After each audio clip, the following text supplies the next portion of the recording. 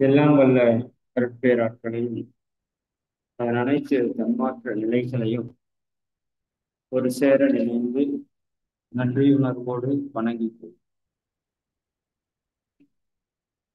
ஆசான் அருட்தந்தை வேதாத்திரி மகரிஷி அவர்களே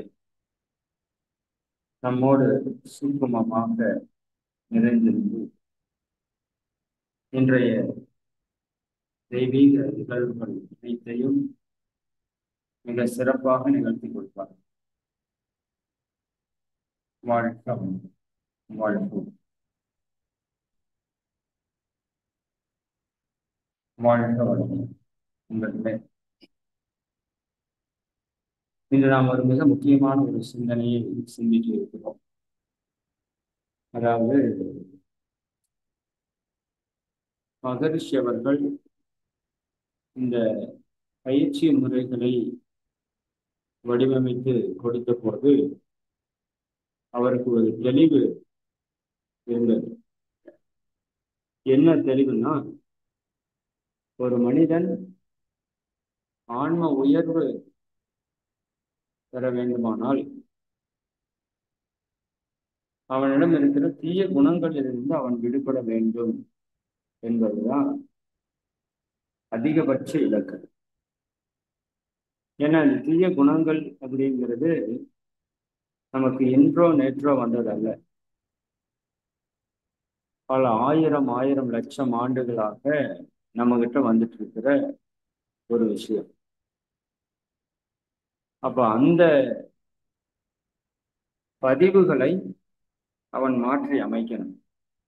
எதை கொண்டு? ஆறாவது அறிவின் துணையை கொண்டு அந்த மனிதன் தன்னிடம் இருக்கின்ற அந்த தீய குணங்களை மாற்றி அமைக்க வேண்டும். அப்படி மாற்றி அமைத்தானால் அவனுடைய எண்ணம் சொல் செயலிலே மாற்றம் ஏற்படும். அதனால அவனுடைய வினைகள் புண்ணிய வினைகளாக பதியும், பாவங்கள் கழியும். அப்ப அவன் இறையுணர்வை அடைவதற்கு தகுதியானவன் ஆகிவிடுகிறான். அப்படிங்கிறத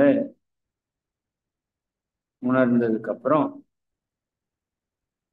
மகரிஷி அவர்கள் இந்த குண மாற்றத்திற்கு ரொம்ப முக்கியத்துவம் கொடுத்தாங்க. அதனுடைய வெளிப்பாடு தான் நாம செய்து கொண்டிருக்கிற தற்சோதனை.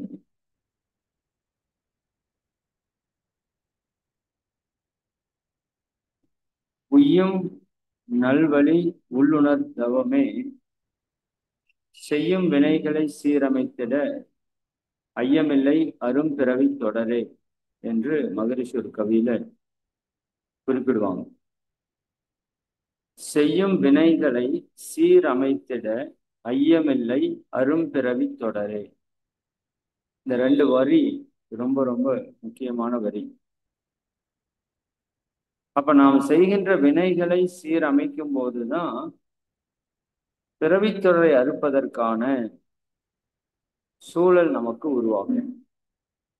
அப்ப இப்ப செய்து கொண்டிருக்கிற வினைகள் நாம எப்படி பண்ணிட்டு இருக்கோம் அப்படின்னா, நம்ம கிட்ட ஒரு பிரிண்ட் வந்து கொடுக்கப்பட்டிருக்கு.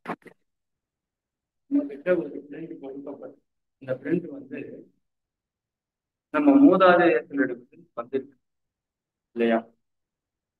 பல ஆயிரம் லட்சம் தலைமுறைகளை கடந்து இந்த பதிவுகள் நம் பெற்றோர் மூலமா நம்ம கிட்ட வந்திருக்கு.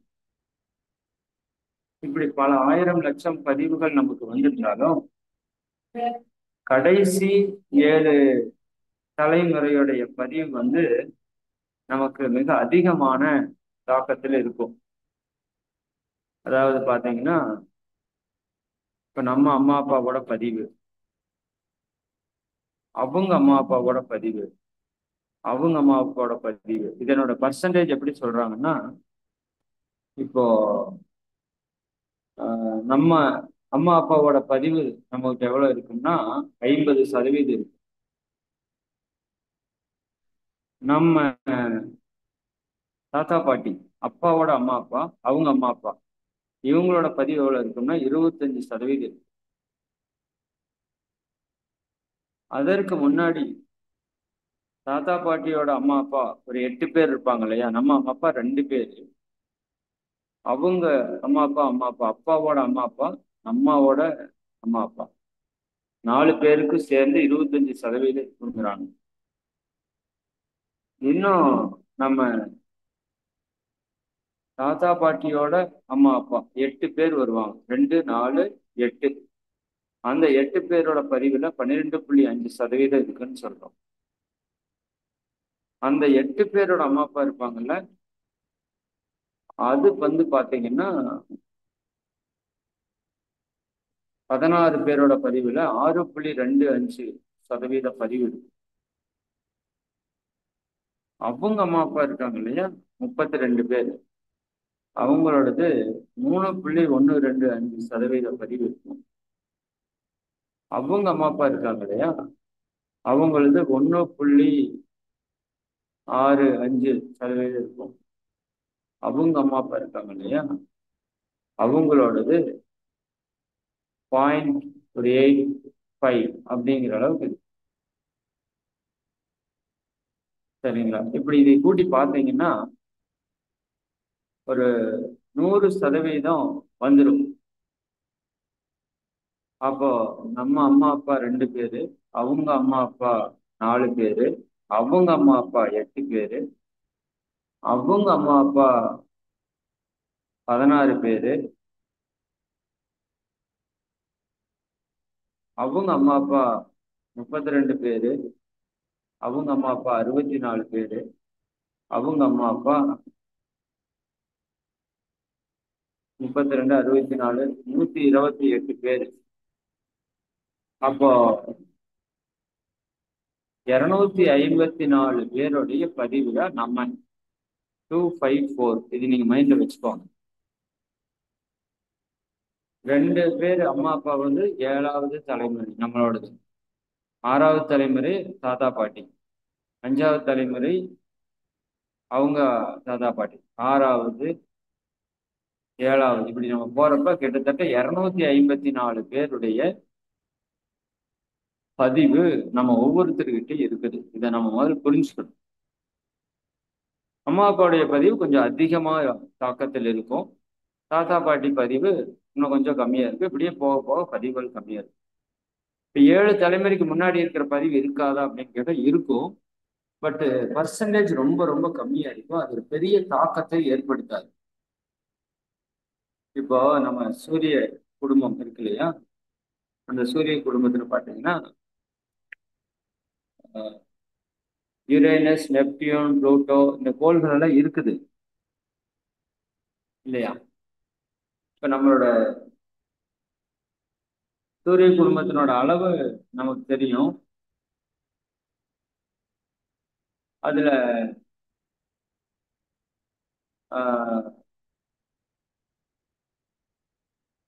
88 மைல், 88 கோடி மைல் தொலைவில் இருக்கிறது என்னன்னு நம்ம சொல்றோம், சனி அப்படின்னு சொல்றோம் இல்லையா? அப்ப அந்த சனிக்கு அப்புறம் கோள்கள் இருக்கான்னு கேட்டா கோள்கள் இருக்கு. அதுதான் யுரேனஸ், நெப்டியூன், புளூட்டோ. அதுக்கப்புறம்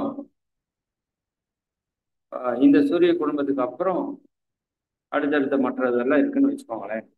அப்ப ஏன் யுரேனஸ், நெப்டியூன், புளூட்டோவெல்லாம் நம்ம மகான்கள் கணக்கில் எடுத்துக்கல? நவகோள்கள் கூட 11, 12 கோள்கள்னு சேர்த்திருக்கலாமே அப்படின்னா, இந்த சனி வரைக்கும் தான் 88 கோடி மைல்.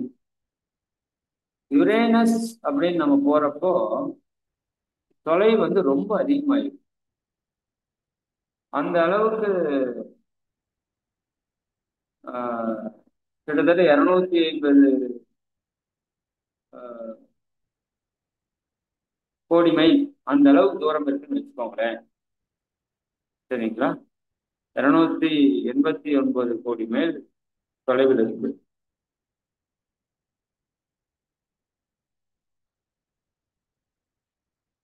அப்ப அவ்வளவு தூரத்தில் இருக்கிற அந்த கோளுடைய தாக்கம் நமக்கு பெருசா இருக்காது. அதுக்கப்புறம் நெப்டியூன், புளூட்டோவெல்லாம் கிட்டத்தட்ட 500 கோடி மைல் தொலைவளவுக்கு தூரம் இருக்குது. அப்ப அதனால அது எல்லாம் இவங்க பெரிதாக எடுத்துக்கிறது இல்லை. சூரியன்லேருந்து புளூட்டோ 5.9 பில்லியன் கிலோமீட்டர். ஒரு உங்களுக்கு எப்படி சொல்றது,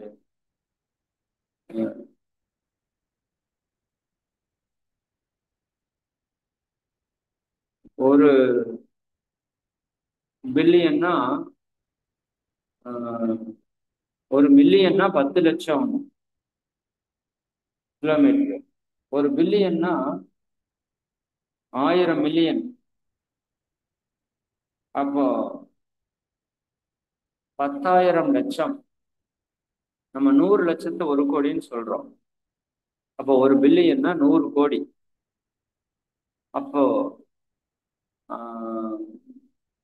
5.9 பில்லியன் தூரத்தில் இருக்குது பூமியும் புளூட்டோ. அப்ப எவ்வளவு தூரத்தில் இருக்குன்னு நீங்க கணக்கு போட்டுக்கணும். கிட்டத்தட்ட 590 கிலோமீட்டர் தொலைவில் இருக்குது. அப்போ இந்த 88 கோடி மைல் இருக்கிற ஒரு சனி சுத்திட்டு வரக்கே 30 வருஷம் ஆயிருது. இது எத்தனை கோடி மைல் தொலைவில் இருக்குது? 590 கிலோமீட்டர் தொலைவு. கிட்டத்தட்ட 400 கோடி மைலுக்கு மேல தூரத்தில் இருக்குது. அப்ப இது ஒரு முறை சுத்தி வர்றதுக்குள்ள நம்ம பிறந்து செத்து, நம்ம பையன் பிறந்து செத்துருவான். அந்த அளவுக்கு 100 வருஷம் 150 வருஷம் டைம் ஆயிடும் இது ஒரு ரவுண்ட் அடிச்சுட்டு வர்றது. அப்போ அதனுடைய தாக்குதல் நமக்கு பெருசா இருக்காதுன்னு நம்ம முன்னோர்கள் விட்டாங்க. சரி, அது போல நம்ம 7 ஜென்மம் அப்படின்னு சொல்றதுல இந்த 7 தலைமுறை உங்க போட்டோ போட்டுக்குங்க, அதுக்கு மேல உங்க அம்மா அப்பா போட்டோ, அதுக்கு மேல உங்க தாத்தா பாட்டி 4 பேர் போட்டோ, அதுக்கு மேல 16, 32, 64, 128.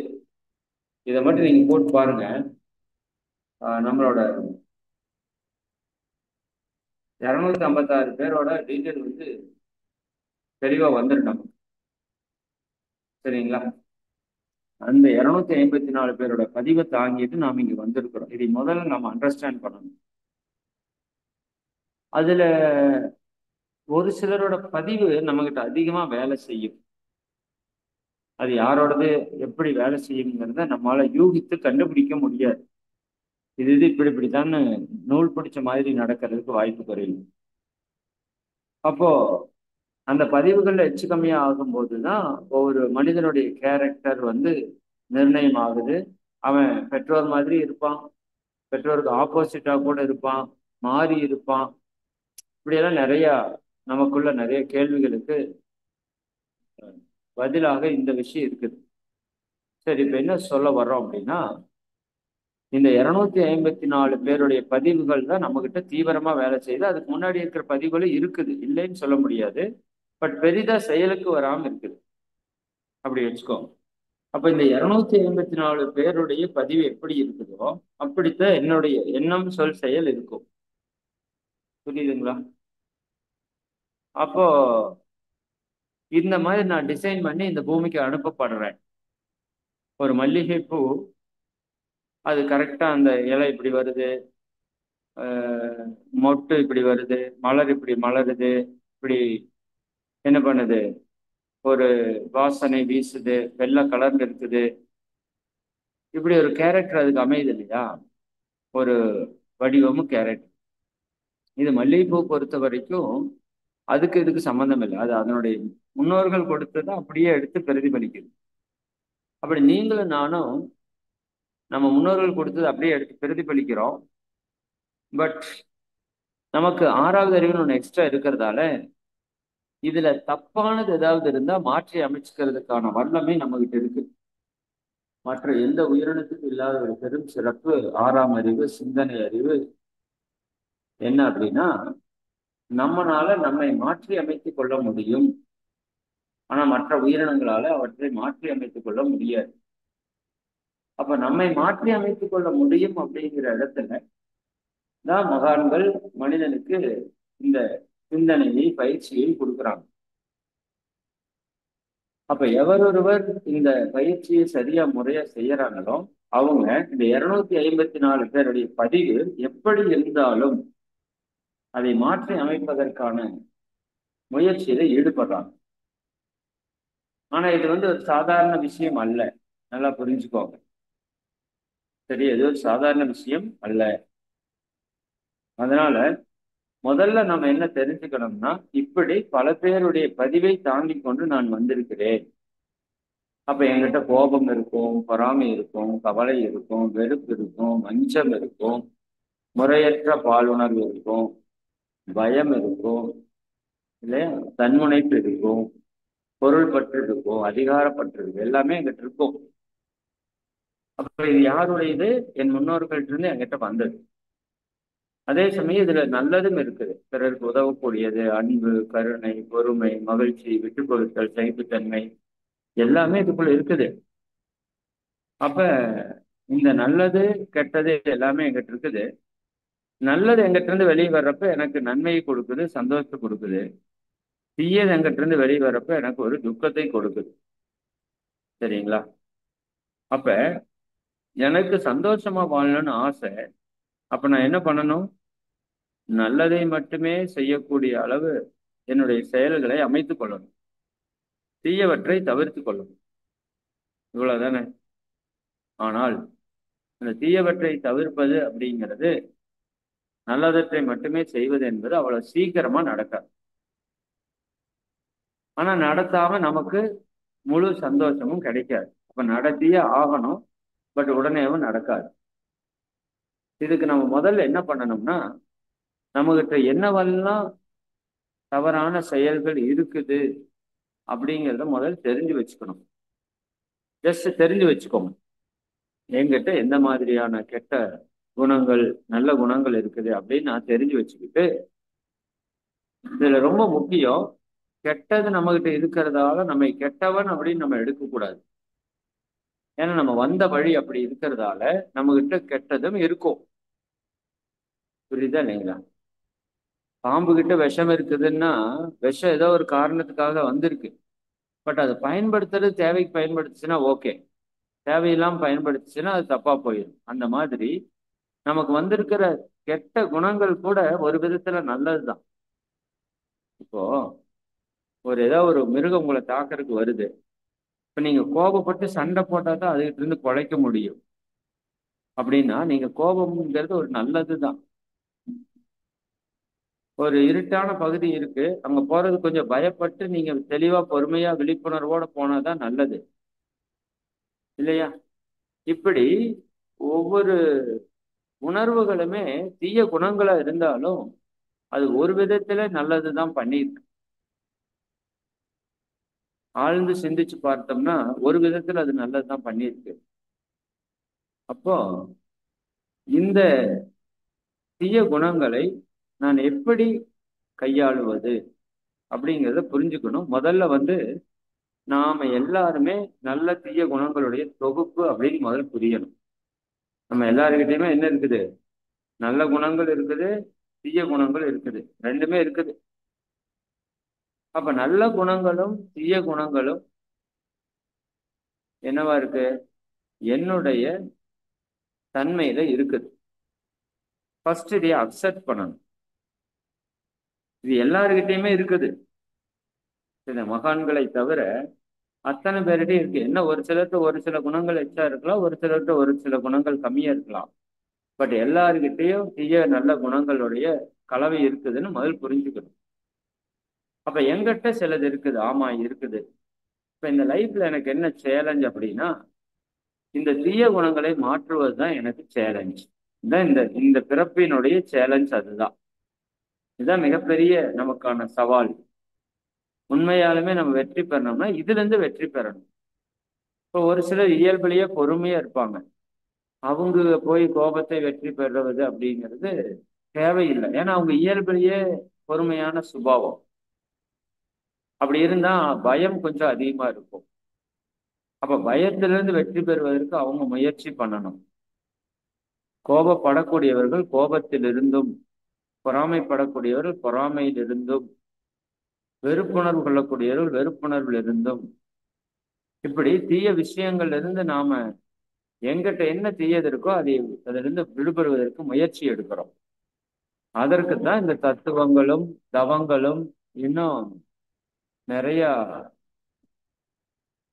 நமக்கான சிந்தனைகள், நாம சிந்திக்கிற அறிவு, நம்ம தற்சோதனை பண்ண சொல்றது, இது எல்லாமே எதற்காக அப்படின்னு பாத்தீங்கன்னா இந்த விஷயத்தை நடைமுறைப்படுத்துறதுக்கு தான். அப்ப நம்ம என்ன புரிஞ்சுக்கணும்? நம்ம கிட்ட தீய நல்ல குணங்களோட தொகுப்பு இருக்குது. இப்ப நல்ல குணங்களை நம்ம அதிகப்படுத்தி தீய குணங்களை கொஞ்சம் கொஞ்சமா குறைக்கணும். அப்ப எங்கிட்ட தீய குணம் இருக்குது அப்படிங்கிறத முதல் ஏத்துக்கணும். அதற்காக நம்மை நாமளே தவறானவர்கள் என்று எடுத்துக்க வேண்டாம். நம்ம மேல நம்மளே குறைவு மனப்பான்மை கொள்ள வேண்டாம், குற்ற உணர்வு கொள்ள வேண்டாம். அது வந்துருச்சுன்னா அது இன்னும் மோசமான நிலைக்கு நம்மளை எடுத்துட்டு போயிடும். குற்ற உணர்வு குறை உணர்வு நம்ம மேல வர வேண்டாம். எப்படி எல்லாரையுமே ஏற்றுக்கொள்ளுங்க அப்படின்னு சொல்றோம் இல்லையா? ஒரு பூ இப்படி இருக்குதுன்னா அப்படியே ஏற்றுக்கொள்ளுங்கள் அப்படிங்கிறோம். Accept as it is wisdom, ஞானம். உள்ளதை உள்ளபடி அவ்வாறே ஏற்றுக்கொள்வது ஞானம் என்று சொல்றோம் இல்லையா? அப்போ அந்த உள்ளதை உள்ளவாறு அவ்வாறே ஏற்றுக்கொள்வது அப்படிங்கிற இடத்துலதான் நம்மை நாமே ஏற்றுக்கொள்வது அப்படிங்கிறதும் வருது. ஆனா நம்ம மற்றவங்களை ஏற்றுக்கொள்றோம், நம்ம எவ்வளவு சீக்கிரம் நம்ம ஏற்றுக்கொள்றது இல்லை. புரியுதுங்களா?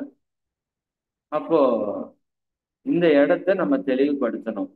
டெய்லியும் நைட் தூங்குறப்ப என்னை நான் முழுமையாக ஏற்றுக்கொள்கிறேன். இன்னைக்கு நடந்த எல்லா நிகழ்வுகளையும் ஏற்றுக்கொள்கிறேன். அது நல்லதோ தீயதோ இன்பமோ துன்பமோ எதை வேணா எல்லாத்தையும் நான் முதல்ல அக்செப்ட் பண்றேன். முடிஞ்சது முடிஞ்சு போச்சு இல்லையா? நடந்தது எல்லாம் சரியாகவே நடந்தது. எது நடந்ததோ சரியாக நடந்தது. அப்ப அந்த தன்மை நமக்குள்ள வந்து போச்சு அப்படின்னா கடந்த கால கவலைகள்ல இருந்து நம்ம விடுபட்டுடலாம். சரிங்களா? இப்ப நம்மை நாம் ஏற்றுக்கொள்ளும் போதுதான் மற்றவர்களையும் ஏற்றுக்கொள்வதற்கான தன்மை நமக்கு வரும். நம்மை நாம் ஏற்றுக்கொள்ளாத போது மற்றவர்களையும் ஏற்றுக்கொள்வதற்கான தன்மை நமக்கு வராது. அப்ப நானே இவ்வளவு குறையோடு இருக்கிறேன் அப்படின்னு புரிஞ்சுக்கும் போது மற்றவங்களும் சில பல குறைகளோடு தான் இருப்பாங்கன்னு நம்ம அண்டர்ஸ்டாண்ட் பண்ண முடியும். அந்த பக்குவம் நமக்கு ஒரு மிகப்பெரிய ஞானத்தை நம்ம கிட்ட கொடுக்கும். சரிங்களா? அப்ப குற்ற மனப்பான்மை குறை மனப்பான்மை கொள்ளாமல் நம்ம மேலையும் சரி அடுத்தவங்க மேலையும் சரி நாம எப்படி இந்த இடத்துல சரி செய்து கொள்ளலாம் என்பதை ஆழ்ந்து தத்துவத்தின் துணை கொண்டு தவத்தின் துணை கொண்டு சிந்தித்து தெளிவு பெற்று அதன்படி நடத்தல், இதுதான் முக்கியம். சரிங்களா? தற்சோதனை செய்வதற்காக அப்படின்னா என்னை பற்றி நான் சிந்திக்கிறேன், என்னுடைய நிறை குறைகளை தெரிஞ்சுக்கிட்டேன், நிறைகளை உயர்த்துறதுக்கு திட்டமிடுறேன். நான் கடுமையா உழைப்பேன் அப்படின்னா இன்னும் எப்படி நல்லா உழைக்கலாம் அப்படிங்கிறத நான் அதிகப்படுத்தணும். நான் 1 மணி நேரம் போய் சர்வீஸ் பண்றேன்னா இன்னும் கொஞ்ச நேரம் எப்படி என்னால சர்வீஸ் அதிகப்படுத்த முடியும்? அப்ப என்கிட்ட இருக்கிற நல்லது எல்லாம் கொஞ்சம் கொஞ்சமா உயர்த்துறேன்.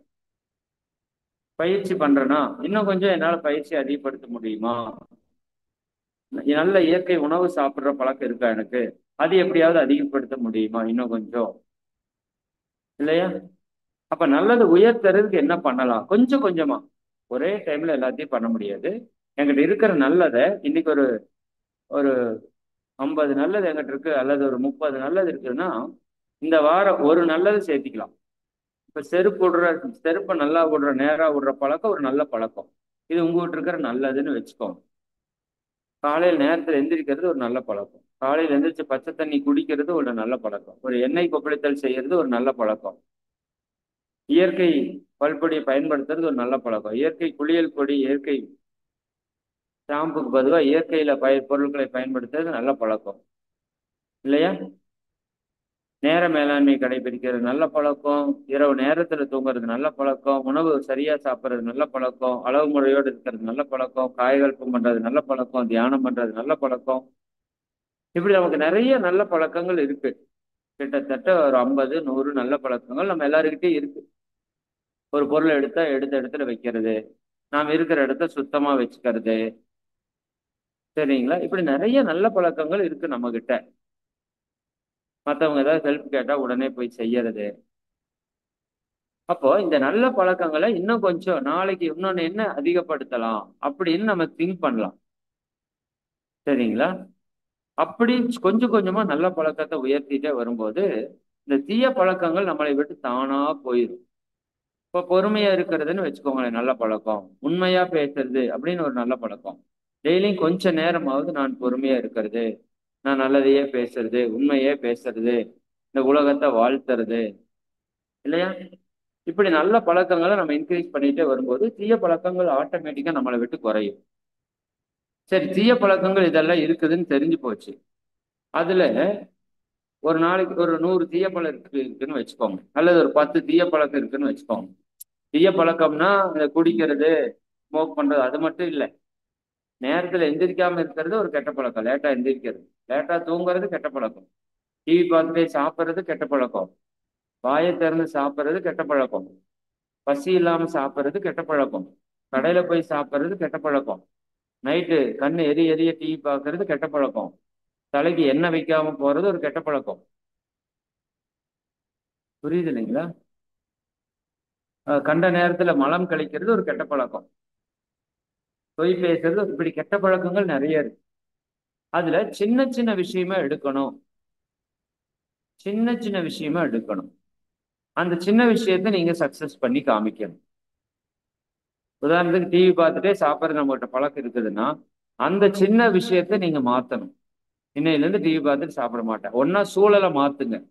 டிவி பார்க்குற இடம் சாப்பிட்ற இடம் ஒரே இடத்துல இருக்குதுன்னா நீங்க வேற இடத்துல போய் உட்கார்ந்து சாப்பிடணும்னு முடிவு பண்ணிடுங்க. இல்லை டிவி ஆஃப் பண்ணிட்டு தான் சாப்பிடணும்னு முடிவு பண்ணிடுங்க. இந்த ரெண்டுல ஏதோ ஒண்ணு நீங்க வைராக்கியமா பண்ணா அதுல இருந்து விடுபட்டுடலாம். இப்படி ஒரு சின்ன சின்ன விஷயமா நீங்க நல்ல பழக்கத்துக்குள்ள வந்தீங்கன்னா இந்த குணங்களை மாற்றுவது என்பது கொஞ்சம் ஈஸியாயிரும், நமக்கு சிரமம் இல்லாம ஆயிரும். சரி, அப்ப இன்னைக்கு என்ன நான் சொல்ல வர்றேன்னா, கேரக்டர் மாறாம நீங்க என்ன பயிற்சி பண்ணி பிரயோஜனம் இல்லை. ஓப்பனா நான் சொல்றேன், உங்க துன்பங்கள் நீங்க நினைச்ச மாதிரி முழுசா போகாது உங்களை விட்டு. நீங்க என்னதான் உடல் ஆரோக்கியம், மன அமைதி, உயிர் வளத்தெல்லாம் வச்சிருந்தாலும் மன அமைதியே இருக்காது. தியானம் பண்றதால மனதனுடைய ஆற்றல் பெருகும். அது அமைதி நிலைக்கு வரணும்னா அது சமாதானம் ஆகணும். அப்ப தீய குணங்கள் இருக்கிற வரைக்கும் நம்ம மன சமாதானம் ஆகாது, பாவம் சேர்ப்பது நிறுத்தப்படாது, புண்ணியம் பெருக்குவது கிடைக்காது. அப்ப நம்ம என்ன பண்ணணும்? இந்த தீய குணங்களை கொஞ்சம் கொஞ்சமா கொஞ்சம் கொஞ்சமா பொறுமையா திட்டமிட்டு ஆராய்ச்சி பண்ணி சிந்தனை செய்து, தத்துவம், அதுக்கு தான் தத்துவம் சொல்றோம். எல்லாமே நன்மைக்குன்னு ஏன் சொல்றோம்? வினைப்பதிவு தான் கழியுதுன்னு ஏன் சொல்றோம்? இதெல்லாம் உண்மை, இதெல்லாம் தத்துவங்கள். எல்லாமே இறைவன் ஏன் சொல்றோம்? இறைவன் தான் எல்லாத்தையும் நடத்திட்டு இருக்கான்னு ஏன் சொல்றோம்? இல்லையா? இந்த உலகம் எப்பேற்பட்டது, இந்த ஆன்மா என்றால் என்ன அப்படிங்கிறத பத்தி எல்லாம் தத்துவ தெளிவு வரும்போது நமக்கு இந்த துன்பங்கள்ல இருந்தெல்லாம் விடுபடுறது ஈஸியாயிடும். நான் யார், நான் எதுக்காக இங்க வந்திருக்கிறேன், இது எல்லாம் சிந்திக்கணும்.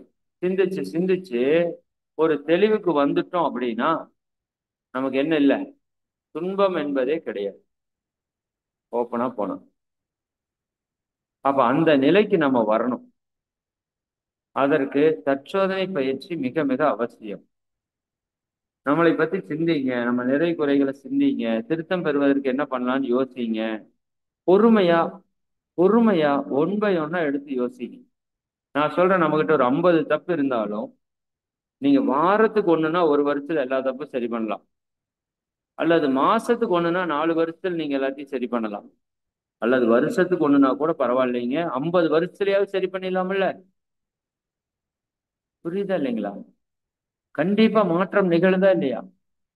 அப்ப அந்த இடத்த நம்ம இன்னும் கொஞ்சம் ஆழமாக நம்மகிட்ட இருக்கிற தீய குணங்களை முதல்ல எழுதி, நம்ம மேல குற்ற மனப்பான்மை தாழ்வு மனப்பான்மை வைக்காம நம்மளால எதையெல்லாம் மாற்ற முடியுமோ அதைய கொஞ்சம் கொஞ்சமா கொஞ்சம் கொஞ்சமா மாற்றி நம்மை நாமே சமாதானப்படுத்தி நாம வந்தோம்னா ஆன்மீகத்துல நிச்சயமா நம்ம எல்லாரும் ஒரு உயர்ந்த நிலை அடையலாம். இது எல்லாரும் மனதில் வைத்துக் கொள்ளுங்க. நம்மளுடைய 7 ஜென்மா பதிவுகளை எதிர்த்து நம்ம வேலை செஞ்சுட்டு இருக்கிறோம். தீய குணங்கள்ல இருக்கிற பதிவுகளை, நற்குண பதிவுகளை நம்ம சேர்ந்துதான் வேலை செய்யறோம். தீய குண பதிவுகளை எதிர்த்து வேலை செய்யறோம். அப்போ இந்த போராட்டம் கொஞ்சம் அதிகமா தான் இருக்கும்.